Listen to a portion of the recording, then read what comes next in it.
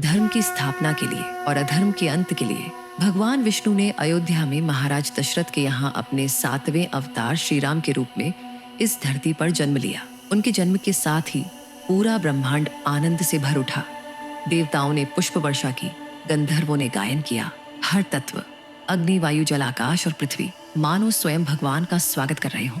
अयोध्या नगरी दीपों से जगमगा उठी और जन जन के हृदय में एक अद्भुत शांति समा गई। राम सिर्फ एक नाम नहीं, राम वो शक्ति है जिससे ये पूरा ब्रह्मांड टिका है। जहाँ भी राम का नाम लिया जाता है वहाँ शांति आती है, शक्ति जागती है और अंधकार मिट जाता है। प्रभु श्री राम, जिनके तेज के आगे सूरज भी झुक जाए और जिनकी करुणा से पत्थर भी पुल बन जाए।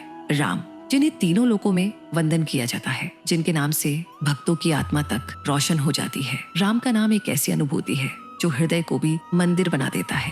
लेकिन फिर प्रश्न उठता है, जब श्री राम स्वयं विष्णु के अवतार थे तो देवताओं को उनकी सहायता क्यों करनी पड़ी? जब ईश्वर ही सृष्टि चलाते हैं, ईश्वर ही सब कुछ करते हैं, तो फिर रावण वध के लिए उन्हें सहायता क्यों मांगनी पड़ी? क्या रावण को मारना असंभव था? आइए जानते हैं इस वीडियो में। राम अवश्य विष्णु अवतार थे, पर उन्होंने मर्यादा पुरुषोत्तम बनकर मानव जीवन के प्रत्येक नियम को जिया। पिता की आज्ञा मिलते ही वे वनवास चले गए। माता कैकेयी की इच्छा, भाई भरत का अधिकार, सभी को अपने सुख से ऊपर रखा।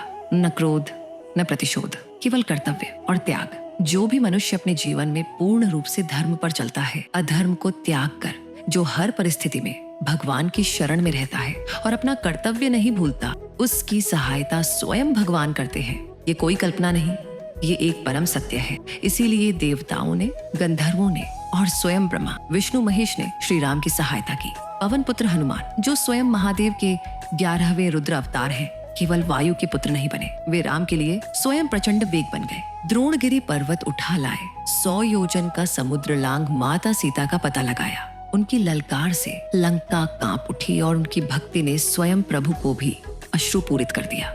साक्षात भगवान विष्णु के वाहन गरुड़ आकाश से उतरे, नागपाश से बंधे राम लक्ष्मण को मुक्त किया।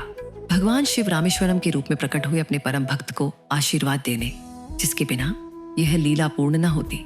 ऋषियों ने दिव्यास्त्र दान किए, देवराज इंद्र ने अपना रथ दिया, समुद्र ने स्वयं को समर्पित किया और मार्ग बनाकर श्री राम की सहायता की। क्योंकि जब उद्देश्य धर्म का हो तो प्रकृति भी राम के चरणों में झुक जाती है। ब्रह्मा के पुत्र तेजस्वी जामवंत ने हनुमान को उनकी भूली हुई दिव्य शक्ति का बोध कराया और उसी क्षण पवन पुत्र हनुमान राम कार्य के लिए आकाश को चीरते हुए लंका की ओर ऐसी छलांग लगाते हैं जो युगों तक गूंजती रहेगी। ये कोई साधारण युग नहीं था, ये वह क्षण था जब देवताओं ने धर्म की स्थापना हेतु अपना सर्वस्व समर्पित किया। श्री राम ने सिद्ध किया कि जब मनुष्य अपने धर्म, सत्य और कर्तव्य पर अडिग रहता है तो केवल मनुष्य ही नहीं, देवता भी उसकी सहायता को उतर आते हैं। आज भी अगर हम श्री राम की तरह धैर्य रखें, जब मार्ग कठिन हो त्याग करें, जब स्वार्थ सामने खड़ा हो और विश्वास रखें, जब हर दिशा मौन हो, तो यकीन मानिए पूरा ब्रह्मांड, आकाश, वायु, जल, अग्नि हमारा संबल बन जाता है। क्योंकि राम केवल एक नाम नहीं है, वो एक चेतना है, एक जीवन पथ है जो हर युग में, हर हृदय में धर्म, प्रेम और सत्य का प्रकाश बनकर चमकते हैं। बोलो सियावर रामचंद्र की जय।